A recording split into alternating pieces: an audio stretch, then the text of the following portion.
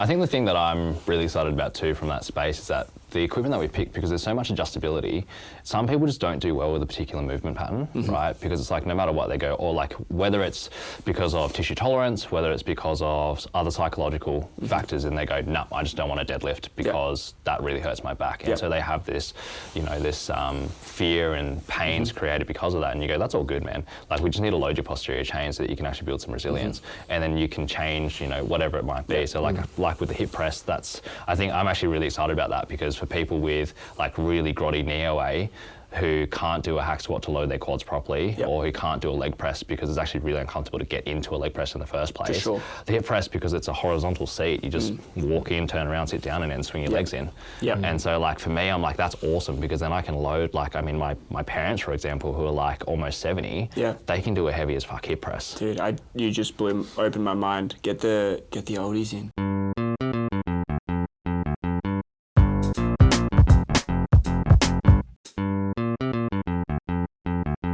Yeah, so the pod's like, Clinicast is more now trying to be more specialised and trying to talk more about, I guess, really unique things. And I think the thing that you guys are doing, like I've been a fan since day one, 100%. I've been a fan of you since day one, been a fan of Khoi since now, since I just met him. But I love the branding and I love the way that the company looks. Last time we chatted, you were setting up the ideas. Where are you at now? Where's the business? We're currently like about ready to launch. It's been a super long journey. Like last time we chatted, and then you threw in that little line at the end there where you were like, if you open a gym, I want to know about it, I want in. And like, I don't know if you can go back and like look at the footage, but like I'm trying to hold a straight face as I can, because we're already in the planning stages at that time. Yeah, right. Like so you weren't ready to let us know. Not even close, not even close ready, but like we'd already been brainstorming the gym name and the like what we wanted to actually build. So we're fortunate enough now we've locked in a space, we've got trades in coming to do the fit out and things like that, so we've got the vision, we've got all the pieces ordered, and so now it's hopefully going to be a go over the next, like, I think 2 or 3 months is going to be the really, like, hectic period coming up. Yeah.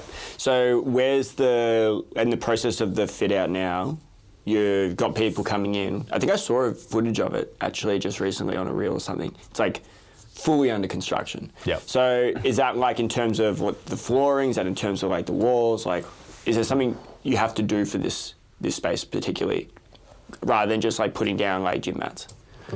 I think there's a few things, because obviously the space was actually originally a gym. Oh, that helps. Yeah, but it was... What gym was it? Burley, yeah. Oh, interesting. Yeah. That is interesting. We've chatted about Burley before. We did chat about interesting. Burley. So they're done, or have they moved? They're done, unfortunately. Okay. Yeah. I know where you are now then. Yes. I know exactly where you are. That's a good spot. Great spot. That's where you go down the, cool. Yeah, down that little ramp. Yeah. So it kind of helps, because some structures we can like kind of reuse, but then we also want to, make it a little bit better. Sure. And try to, vamp it up a little bit. Have some offices and have a trading room. Yeah. Have a posing room. I think this is going to be pretty cool. Yeah. Right. Yeah. So like we want to make it a super open communal space in a sense where everything flows well. You go to some gyms where like things don't make sense. You go to one piece of equipment, or you have to like crowd around a little area and like maneuver through people. The fucking dumbbells and the hip extension, 45-degree hip extension, where I'm rolling. When you programmed me back in the day, and you're like, yeah, dude, grab 40-kilo dumbbells. I'm like, you're crazy. And I had to roll them because I was so fucking tired from holding them, and I had to roll them like literally almost like 50 meters. That is one of the most infuriating things when you go to a gym and like whoever's designed the place obviously doesn't want big glutes, so they put the 45-degree extension machine so far away from the dumbbells. So then, you're just like either farmer carrying your dumbbells across or just rolling them looking like a fucking idiot. 100%. Just with, whatever you're doing. So planning the journey of how someone's program will work from where everything gets set up. So unique. I don't think people will do that. I don't think any gym does. Like a commercial gym will just be like, where's it going to fit? How can I get people around it? That's going to go there, that's going to go there. I think the big thing for us is that Khoi and I, we're so passionate about it. We're massive nerds about the equipment. We're massive nerds about efficiency. We're massive nerds about like building a community. And so because we both train and we both love training, we want this space to be perfect for us. First and foremost, but then obviously once members come in and they might have better ideas than what we have, and then we can kind of curate it that way. And I think that's the thing that we're really excited about. Is like, letting the community have their feedback as well. Yeah. Because again, you got the idea, then you got to run it, put 100 people through it, and then see what it does. That's it. Yeah, and I think one of the biggest things is a lot of gyms, you know, and I think mainly, I'd probably just say in Canberra, and we're talking like that kind of commercial gym kind of style. I think a lot of people who design it don't maybe train. So for them, it's like we're just going to put it in a way that makes sense from a design point of view, perhaps, or an aesthetics point of view. But I think it's that tricky thing of trying to blend both of those things together and really see like, okay, well, if the dumbbells are here, you know, where's the hip extension going to be? You know? Or if you have a hip extension, you know, like we have a plate loaded one. So then, you know, you I saw the footage. I saw the reel of it. Move dumbbells around, right? But I think, places in Sydney and Melbourne that have really solid gyms where, you know, the owners are like us, just passionate people in the space who want to curate the space to what's going to actually work. Yeah, exactly. So I think it's quite unique. I mean, I don't know anywhere in Canberra that's doing something like that, so... Not yet. That's what I mean. I mean, I don't think there's been a gym where I've been like, oh, besides like obviously powerlifting gyms and like Ollie lifting sort of gyms, like Real Fit makes sense for Real Fit, but in terms of like what you guys are doing, it's very, very unique, I think, in Canberra. I just love the way you refer to every single gym equipment as a piece, like a piece of art. Yeah. What do you look for in a piece? What makes a piece so good? Besides like, obviously, like, there's some factors, but last time we talked, you were talking about the fucking metal that it's made out of, the bolts and all that shit. Like, what do you look for? There's a few, like, different pillars, essentially, when we look for gym pieces. So one is the actual biomechanics of the piece. So, like, does it actually feel comfortable to use, full stop? Two is the adjustability. So does it work just as well for someone who's 4'11" as someone who's like 6'4"?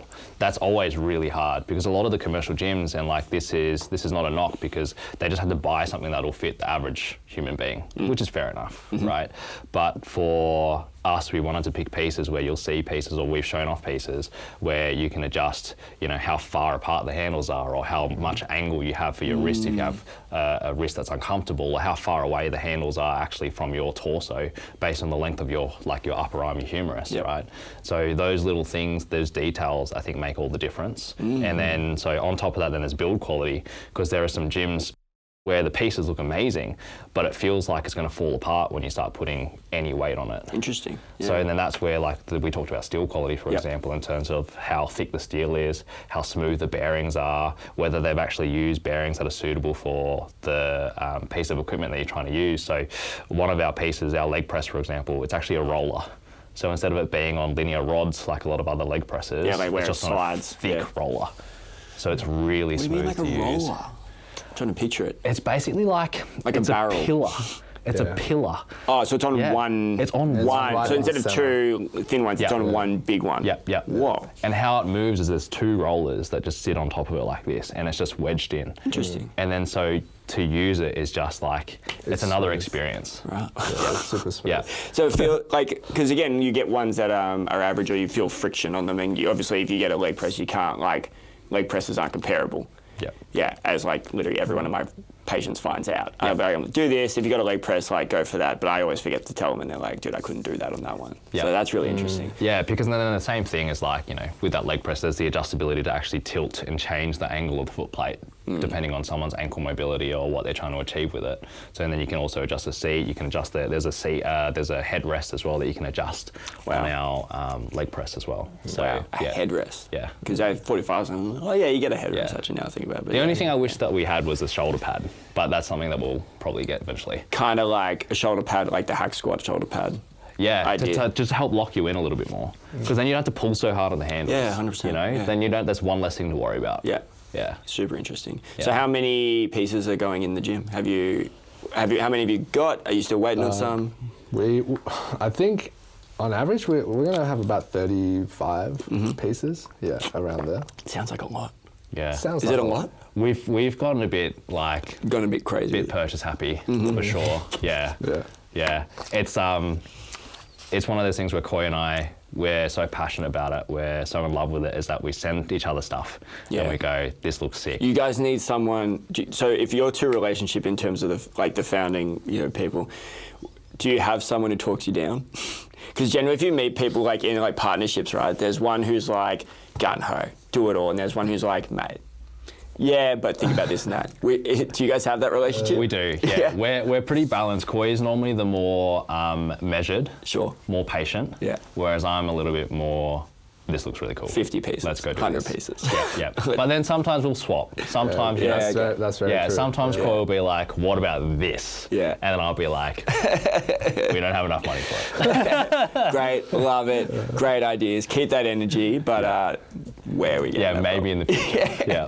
35 sounds like a lot. I'm trying to picture 35 pieces of gym equipment. That sounds like a lot, which is cool.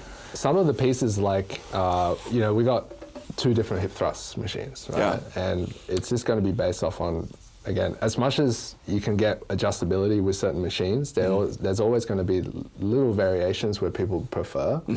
And so, like, we have 2 different hip thrust machines. We got like a high row. We got 2 different ones. Yep. So it's just going to be one of those things where, even with adjustability, it's just going to be like there's going to be differences between people. Absolutely. And we want to factor in for all of those, and that's the reason why we're going to have so many pieces, right? Yeah, for sure. And even over time, I think we'll probably end up getting more because we want to. I can imagine there's a list of like phase 2. Yeah, we've got like a wait list of equipment, so to speak, where we're like, okay, well, once the stuff comes in, 50 members, we get this. 100 members, we get this. This is the stuff that we want to look at, yeah. And I think that one thing that's really cool about that too is that because we have the ability to pick and choose the equipment and stuff that we've tried before, is that once we have this gym up and running, we can also get member input and be like, well, we really like these pieces, but like if you guys don't like a certain piece, then maybe we can look at swapping it out for something that we think is potentially better. Yeah. And then that way it keeps the gym fresh. Yep. And so you're not using the same gym that you used 5, 10 years ago. And you build a community, actually listening to the people who roll through it. Yeah. And then they feel 100%. valued because they're like, hey, I told them it sucks, and they swapped it. Fantastic. Yeah. 100%. Now I have to go to that gym again. There's a donkey kick machine in the gym that I used to train at, and it's been there for donkey's years. And I have seen, I reckon, 2 people use it. Yeah, wow. Yeah, I wanted to get rid of it. I wanted a seated hamstring curl so bad. Which gym do you go to? I can't say that anymore. No, I mean, like, it was just out. it was yeah. Oh, fuck.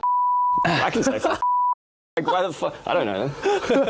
Actually, I can't say that because bleeps. I got to deal with it. I wanted to ask about the challenges that you faced. So the journey, because obviously I know what you've gone through, but I want you to tell the people what you've gone through. And I want the details, because when you were planning some of these things, it was really unique, the space you were looking at originally, and all the paperwork crap, like all the bureaucracy crap, like, because again, if someone's thinking about starting a gym, or like a physio wants to do, look, I actually want to do this properly, I need equipment to get better, rehabilitation into people. What's the logistics look like?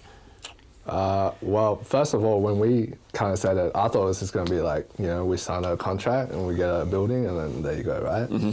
But then the first thing is like, you have to get a building with the right purpose clause.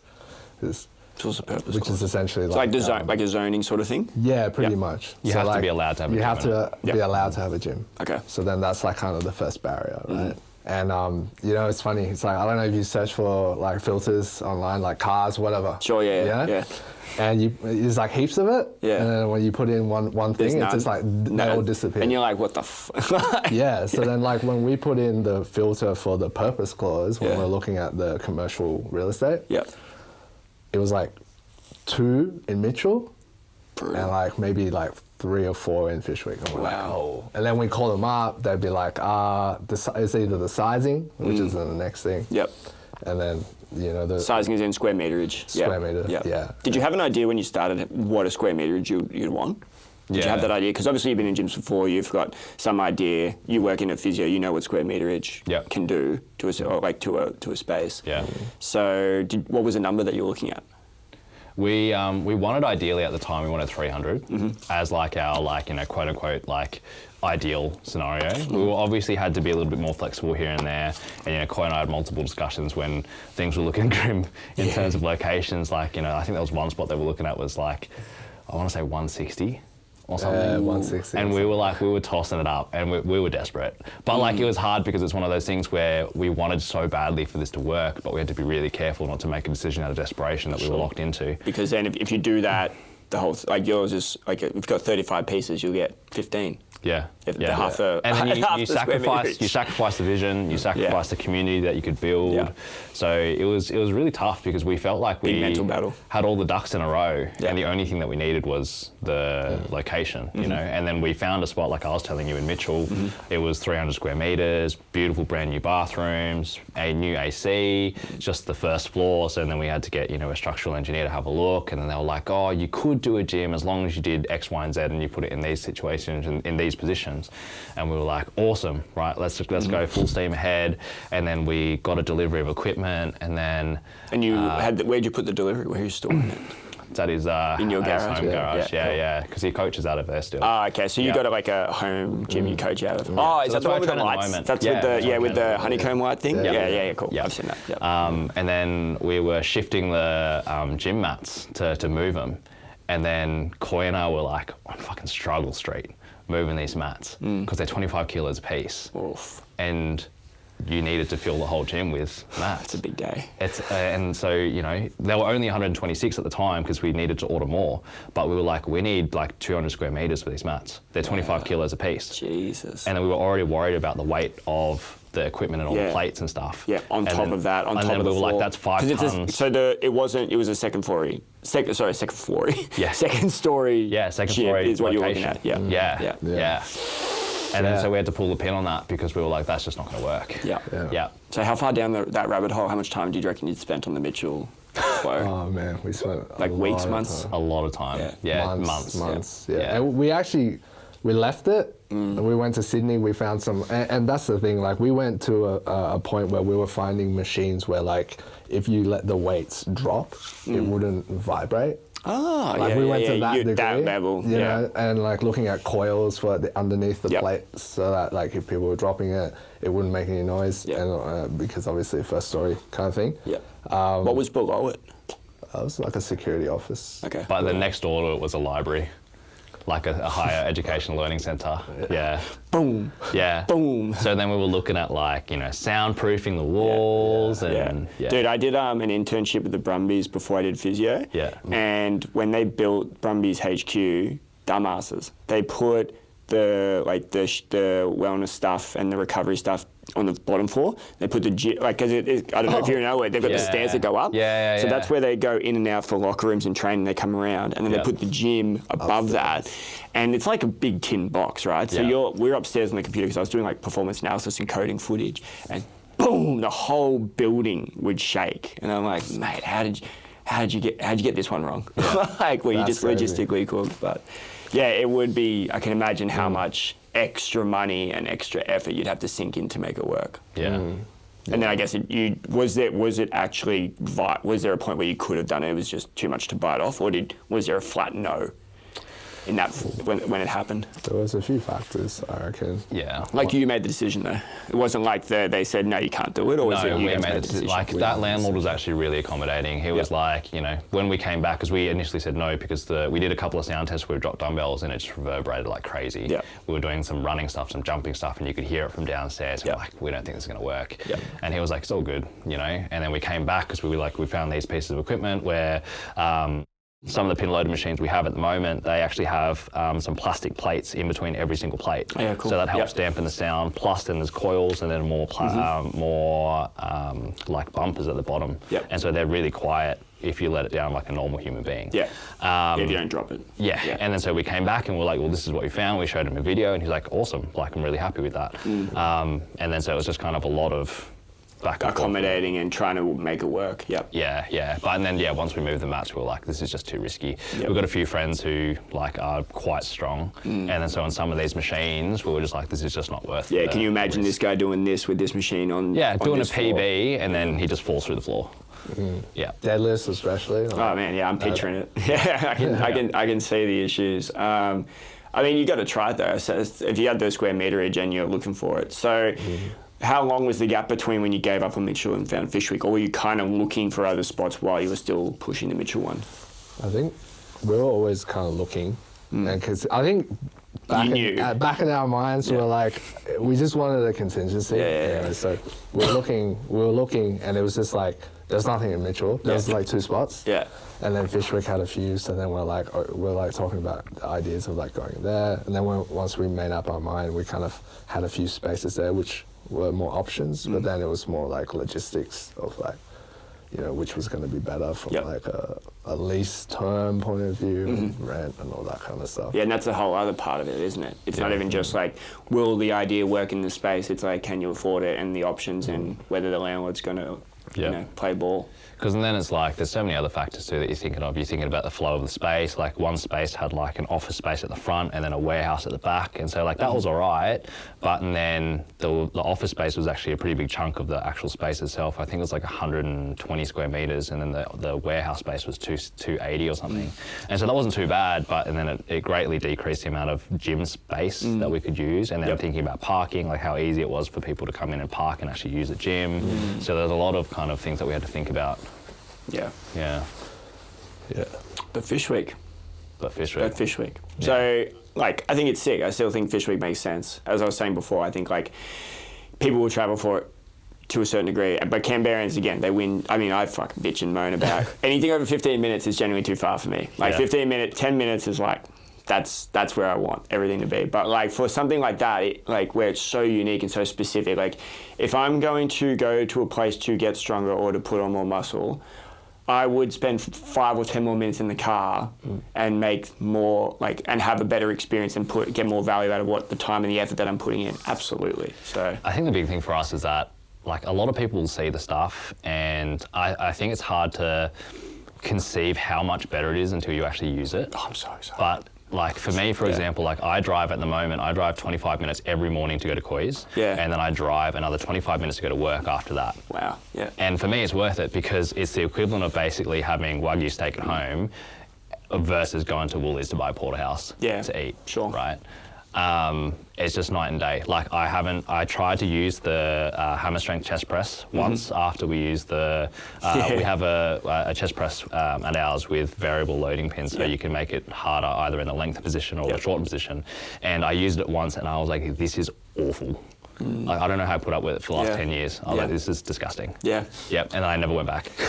as soon as you tasted the elixir of God in terms of machines, you can't drink normal water again. I was like, our machine is like just so much more comfortable. So sick. I was like, it feels so much more comfortable. I can feel like you're going to sell crack to people, dude. They're going to be so addicted to it. Like, I think it's that's so gonna sticky. Be, yeah, a lot of people have mentioned to me, they're like, oh, I might try and like treat the gym as like a weekend gym. And I'm like, you'll see, good luck. brother. I was like, good luck with it. You're gonna love it. You're gonna love it. I think variable loading is such an interesting concept with machines, right? As well, it's something that, as a physio, biomechanics and stuff, and like when we chatted on the last time pod, you're like, I'm more of a biomechanics like brain than I am in any other space. But I think variable loading is just something that, how have we not fucking talked about this before? But it's obviously with research on hypertrophy and like stretch mediated hypertrophy or hypertrophy from lengthened positions versus shortened positions and mid positions and stuff. And really, really interesting. But it's so sick that the gym equipment's now being developed for those things and following the research. Because I assume people have known that for a long time. Yeah. But is variable loading, is that a trend, or has that always been there and it's only just getting research now? It's definitely been around for a while, and I think what happened was it potentially got phased out. Because some of these machines, like the ones that have the variable loading, I think originally it was a lot of pin-loaded machines with like cams with like a specific shape. Sure. That kind of matched the resistance profile or like the strength curve of the individual, right? And then what they started looking at was like, okay, well, if we made multiple pins. How can we change this? Because I think the original company was like Strive. They've been around for decades. They've been around for a long time. And then they became Prime Fitness, which then they started to make those tri-horns, so there's like 3 horns, and that's when the variable loading, I believe, became like more popular. But I think it's always been kind of around. It's been around. Yeah. I think it's just because it's a little bit more complex, so it can be harder to use, and it can be harder to set up, because you go, okay, well, if there's 3 horns, where do I put the plates? Yeah. Like you have to come in educated. You do, yeah. You have to know before using it. That is a slightly challenging thing, but I think once you get that right, like, I'm so excited about it, especially as a physio, because let's say you're coming back from a pec strain, right? You can't load it in a lengthened position because it hurts too much, and because of the tissue loading and the tissue tolerance currently. So instead of loading it at the top pin where it's hardest, and aka best for hypertrophy, because it's harder in a lengthened position, you load it in either the middle pin, which is harder throughout, or if you're kind of really early stages, you load it in the bottom pin. So it's not actually hard at all in the lengthened position, and it's only hard in a shortened position. So you can still get loading to the tissue, still keep muscle, and still build confidence, which is actually the biggest thing for rehab, For right? sure, absolutely. Without actually like tearing your shit up, Yeah. because your tissue can't tolerate it in a lengthened position. Yeah. So that's what excites me, because it's like we can start rehab way earlier by using a much nicer piece of equipment, rather than going, well, do a floor press, because that's essentially what a floor press is. For sure. Right? Yeah. You're just taking out the lengthened position. Yeah. Except the floor press feels horrible because you're trying to like get dumbbells like this. Yeah. So instead you can actually load it on a machine and then actually go through the motion. Yeah. Feel comfortable doing it, because you can set it up in the way that you want to, and then as you feel more and more confident, and as your tissue can tolerate more, you can change the loading variables. Yeah, I think that's one of the most interesting parts for me as well about the journey, and seeing your social media content about explaining it as well. And it just makes sense to a certain degree. It makes sense, but I've never been exposed to it, I guess, in this way. Even as a physio, and like all the stuff that I've done, I've never been exposed to it kind of the way that you guys are exposing it, in terms of the machines and how it gets used. Because obviously you do those things with bands, like if I'm doing trap bar, with Muay Thai fighters, if I do trap bar deadlifts, I do it with a band so that their hip extension is like good, and then they can back up their training. They don't get a really long hamstring, really dummy hamstring, but they get a really strong hip extension. Like we already do it, but I'm like, in a machine is so sick, like really, really interesting. So which one of the pieces. Sorry, I'm taking it for a ride now. Which one's favourite? What do you most Honestly, I excited think mine personally is a plate-loaded hip extension. Like, there is nothing worse than holding so with the issue with dumbbells is that when you're holding, you don't want to hold 2 different weight dumbbells. Sure. Right? And so you get to a point where you're holding 2 60s, and then to go up, you have to go to 62. So it's an extra 5 kilos. Yeah. Right? It's quite substantial. Plus holding it is a pain in the ass too. Yeah. Especially for people who don't have great grip strength but have strong as fuck legs. Yeah. And then the other issue is that if you hold plates, I found that I always pinched my forearm, because you stack the plates up and then you get stuck because you hit the machine with the plates as well. Sure. Right, the normal back extension. Yep. So whereas this, with our particular machine, the way that they designed it is that the... Okay, we're talking about the 45, not a hip thrust machine. No, the 45, hip extension. Yeah. So the way that it's designed it is that it's harder at the bottom, or slightly harder at the bottom, and then it eases up as you get higher as well. Nice. So then there's a nicer resistance profile, so it's harder for people to use their lower back to get that extension position. Perfect. And it's much easier because it eases off, so they can use their glutes, they can use their hamstring slightly more if that's what they're trying to achieve. Yeah, that's probably my favourite by far. Hell yeah. I think the whole favourite thing, I think Matt and I's got a little bit different leg lengths and stuff. One of the pieces we haven't gotten to use yet, but it will be like one of the favourites. I think it's like a hip press.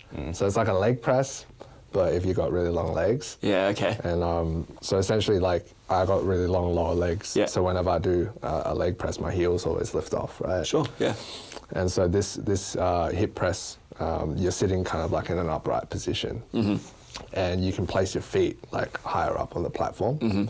And the loading is just super nice. Yeah, wow. So it's going to be good. So I'm trying to picture it, how far out do you actually get your knees like straight then? Can you actually like... It's almost like a pendulum motion. Pendulums. Yeah. So really nice for people with like dodgy knees, who have like really sore knees, because it's slightly more hip biased. You can turn it into a more quad biased movement, but it's more designed for the hips. It's really nice. Having a hip biased like leg extension or hip extension machine. So interesting. Yeah. Yeah, because I'm picturing it's like the reverse of a pendulum squat then, right? So you're moving the weight rather than your hack squatting, moving through. Yeah, cool.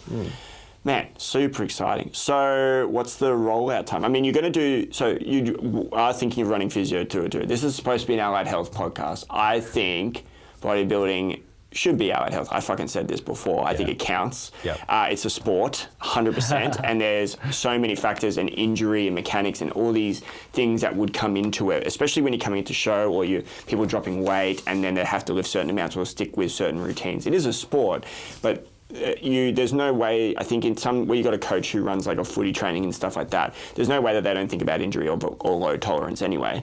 But in yours, I reckon it's even more specific. Like you're one watching the move, but everything is the rehab as well as it is the performance. It's so like, specific. So you're going to also have it as a dual physio sort of aspect. But the goal, is that going to be something that is front in mind with the company, or is it going to be just a side hustle? The gym needs to work as a gym first and foremost. If physio succeeds without the gym succeeding, that doesn't really make sense. That's not going to pay the least, you know what I mean? Sure. So at the end of the day, the gym is what I'm passionate about. Making people fit and healthy is what I'm passionate about. And I'm fortunate enough to be able to work with someone like Khoi, who has very similar philosophies when it comes to training as me. For both of us, bodybuilding style training, it's an interesting term because it's one of those things where I think when it's done well, I think you can actually apply it across all sports, because at the end of the day, it's hypertrophy, right? It's Load, hypertrophy. It's getting strong. It's getting resilient in a variety of different movement patterns, and so I don't think that I would be able to do one without the other. Sure. Yeah, that's a bit of a No, I tend to agree. The more that I've been thinking about it, the more I'm like, again, the lying down knee extension. Like had a Muay Thai guy, pull his rec fem, and I'm like, I need this machine, dude. I need this machine. Now that I'm so cute on about it, I've got him propped up in it. I'm like, this just ain't fucking working. And that hopefully will change in all gyms at some point. Again, I think trends mixed with research mixed with why didn't we do this earlier? But yeah, it's when you break down the science of bodybuilding is the art of competing. But in terms of the training, it's just physiology. Yeah, 100%. At its root core, it's just how the body adapts to load. Exactly what you said there. Talking about your guy with the rec fem strain, if you take bodybuilding science and you go, well, this particular movement has been shown to create the most growth in the rec fem, right? So, and then you dial it back for rehab, right? So you go, well, this is where it can tolerate, but if we need to build resilience in that tissue, then you want attention as much as possible, right? Eventually. So, and then that's where you go, okay, well, you take bodybuilding science, and you go, okay, well, let's do a lying leg extension, where you can actually load it in the lengthened position, because that's where you hurt it in the first place, because you got to get it back there. Absolutely. Because and the thing with rec fem is so interesting because you load, it's a dual joint muscle. You load the hamstring long as fuck. We don't really load rec fem long as fuck. No. At all. It's so hard it's impossible. I mean, you can do the reverse Nordics, but there's only so much load you can put through it. How do you do a single leg one? It's the logistics are really hard. So it's actually hard to build a lot of resilience in the tissue, which is something like, why the fuck doesn't the machine just exist for that? And then, I think that your gym and having the physio clinic out of it will be a very interesting mix. And I think that the results will speak for themselves. And I think hearing some of the stories from, how have you managed it now? So would you take someone to Khoi's home gym to then rehab, or be like, look, come do it with me because I know that this machine is what you need?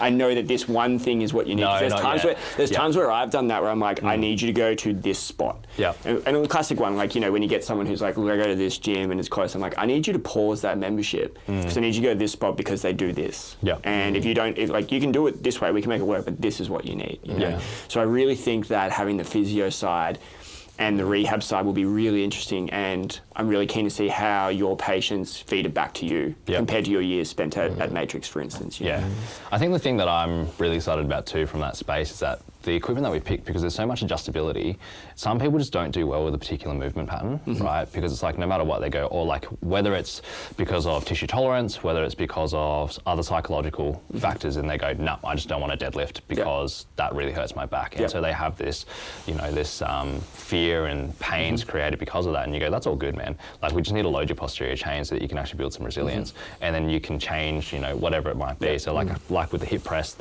I think I'm actually really excited about that, because for people with like really grotty knee OA who can't do a hack squat to load their quads properly, or who can't do a leg press because it's actually really uncomfortable to get into a leg press in the first place. For sure. The hip press, because it's a horizontal seat, you just walk in, turn around, sit down, and then swing your legs in. And so like for me, I'm like, that's awesome, because then I can load, like, I mean, my parents, for example, who are like almost 70, they can do a heavy as fuck hip press. Dude, you just opened my mind. Get the oldies in. Yeah. Oldies class in the bodybuilding gym. Yeah. That it logistically makes so much sense, because the machines are designed specifically like with so much more rigor into it to get a bigger bang for buck. Yep. Yeah. Yep. I think one of the great things is that it can service a whole lot of different people, because like yourself, I think I work with a lot of combat sports people, like jiu-jitsu and things like that. And I think just trying to teach them how to coordinate a free weight movement is super difficult, right? It's 100%. Like a skill of its own to be able to teach an individual that and then get them to apply it. And if they've injured it, most probably they're not very well coordinated in that in the first place, right? Absolutely. So having a machine where they can be super stable and actually just apply force, and then you can progressively load in whatever way you need to, I think it's just great for like anyone, really. Yeah, I mean, it makes complete sense. And I think it does come back to people being like, how much do you care to do that then? Like, how much are you willing to give in terms of either a business or whatever to then put that in the place and be like, look, the gold standard is this. This is like this is it. Like in terms of what you need at this right moment, this is the thing that will work the best. Yeah, I'm really fucking excited for it. You guys are getting me G'd up, and I don't even do bodybuilding, but I just want to come because I just want to feel what these things feel like. You know, I want to know what I've been missing. I want to know how I could then apply it to, like, even just the variable loading side is, even just the thought process is changing how I think about rehab. I mean, like I said, I've already thought about it, but not necessarily in the way the machines are built. Like, because when I'll ask, like, show me the machines or show me this, show me what you're doing. Because I asked them, I'm like, how does it feel? Do you feel tired after this? What do you feel the load going? Do you feel it here? Do you feel it there? No, I don't really feel it anywhere. Now, instead of being like, show me how you're doing it in the machine, I'm going to be like, show me the machine. That's where this gym and the way that you guys have done it has kind of unlocked in my brain. It's one of those things where I think when it comes to physiotherapy, right, like it's you're managing so many different aspects, and the same thing as personal training. You're managing stress, you're managing, you know, load, you're managing sleep. You're going, how's your nutrition? Are you actually eating well? Like, what are you doing? And then I think if you're failing to look at what the training program is like, that's an issue because you don't know how much volume's going there. But then if you're not looking at how they're doing the movement, that's also an issue because they could be doing a movement absolutely atrociously. Doesn't matter if they have 20 sets of hamstrings if all they're doing is like loading their lower back or like, you know, shifting their lumbar-pelvic region or not actually stretching out the hamstring appropriately. You're going, okay, you're getting 20 sets of hamstrings, but you're probably actually getting, you know, X amount of proper stimulus. Yeah, for sure. So when you have an external constraint and you set it up and you go, well, go for it. You know they're getting that loading. Can't fuck it up now. Because like you have to do it on purpose. You have to fuck it up on purpose. 100%. And I think that it will just respond so well to people because they'll just get better results faster. And they will come out of each session and be like, holy shit, I actually did what they said it was going to do. Rather than like something getting in the way or you're having to buy it in, or then again, it's like education, but it's also not. It's actually like it's education to certain people, but if you're guiding that treatment, just go do this in this spot, you don't have to educate them, just do it. And do it till you can't do it anymore. Life's great. Super exciting. So when's the launch date? So we're going to have a bit of a staggered launch. So it all depends on when all the stuff comes in, because we've got half of the stuff at the moment. We've still got, you know... Like a quarter, hey? More close to a quarter. And you got to, like, well, is the contractors ever, like, the build of the facility on track? Kind of. Because that's rare, right? Like, from what I hear, it's like, if you do... Coordinating trades, man, it's not an easy task.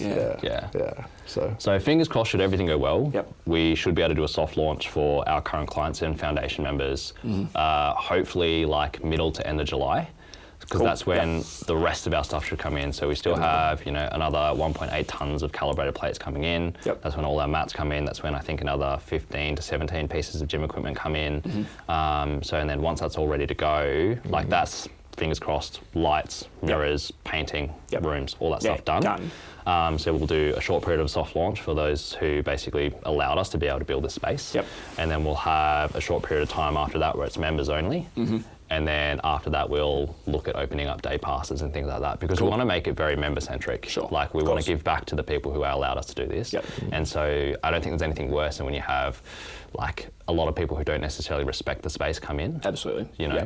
So yeah, that's kind of our current game plan. So fingers crossed it'll be a full open for like members and stuff, like all members, not just foundation members, around August, and then like day passes and stuff around September potentially. Nice. Yeah. So sick. Are you going to cap the membership? Yeah, you have to. Yeah. Definitely. Is there a number? Ooh, I think it's hard to say. I think we have to like curate it with the community we build, and also get feedback from people, but also observe. And see because how if it's too many members at one time, there's nothing worse. Hard for us to really say until the space is kind of established and having enough people go through it. And then it's a hard thing though, because then you got to go to triangle, right? Because you got to match the demand in the time, the experience, how much each person's paying for you guys as well, and also whether they're willing to pay for that. So if you cap the membership and then at this point, does the rest of the dollars work out? And then if it doesn't, do you raise the price? Then the member's going to be happy that the dollars have gone up, but they get an experience in the gym like no other, and they're not waiting for a machine for 20 minutes. Really interesting. And then you obviously got peak periods and off periods and blah, blah, blah. So that will be tricky. So that, I think that's going to be something that Khoi and I will really have to kind of like just keep our like finger on the pulse to see what that's like, because I think curating an experience like that is what makes the difference between a boutique gym and a commercial gym. Absolutely. So yeah, like you said, you don't want to have to wait to use a piece of equipment. Like I drove all the fucking way out to Fyshwick, and it took me. I'm waiting for the same machine just as long as I was driving. Because the thing I'm is in Canberra. I want to go home. You can't replace that machine with something else. If that's in your program, I need it. Exactly. I need it. And what am I going to do? Like, and especially if you section out your programs and you're like, I want you to do it at this point in the program, and now you go cold. And what are you going to do there? That is a huge part. But the other thing too, though, is that we're hoping that the community that we build is going to be like, we've taken a lot of inspiration from the powerlifting gyms. Places like House of Reps, like places like Burley Strength. The community there in those gyms is unmatched. And so what we're really hoping is that it'll be a community where like you can work in no issues. You can have a spot, no issues, right? You can cheer for people's PBs. Like that sort of thing is what we're really trying to build. To build. So is that I always think about it like this, is it a headphones in or a no headphones gym? Ooh, that's a good one. I was thinking about that the other day. Not necessarily about the whole gym, but like I think I wouldn't want headphones in. But then I'm going to spend 3 hours at the gym because I'm just going to be talking to everyone. That's the idea, is that the community has that aspect to it, where I've always found that that's the difference. If the like sometimes you do you know what I mean? But generally, if it's in a busy period, if I went to the powerlifting gyms or I went to Strength Syndicate, I wouldn't have my headphones in. It'd be weird. But if I go in the gym, there's no one there. It's whatever. But even then, I'd go to they were cool. I'd just go put music on and just pump it because it's not like that. Whereas obviously, when I go to Anytime, it's headphones in. Don't look at me. Like everyone, fuck off. Hurry up. I think that will naturally come with you guys anyway. Do you know what I mean? Well, I'm super excited. Congratulations on getting this far as well, because I can imagine that period through Mitchell must have been quite eye-opening and shit at certain aspects. I remember texting Khoi and I was like, I'm so depressed. I was like, and then I think Khoi was like, I need some retail therapy to make me feel better, and we're looking at gym pieces to buy to make ourselves feel better about it. That's like eating your feelings when you're trying to lose weight. We don't have enough square meter to do a couple more things. I should go look at buying more things. Sick. So hopefully a soft launch. I hope the soft launch, hard launch goes really well.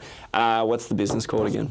Vigor HQ. Vigor HQ. Yeah, we'll put the tags and stuff in the chat. It would be really cool as well. Let's put up some the photos of the pieces and stuff as well, so people can see what we're talking about. So Yeah. we'll send you the thing, and we'll make sure that people can see what you're talking about and understand visually, because I think that's it. This whole thing is devil's in the details so much, and you need detailed, oriented people to pull this off, and it definitely seems like you guys. One of the biggest things that we, when we were creating our mission statement, we were like, what are the 3 most important things? We were saying the community, the effort, and detail. Yeah. Like every detail matters. Yeah, fantastic.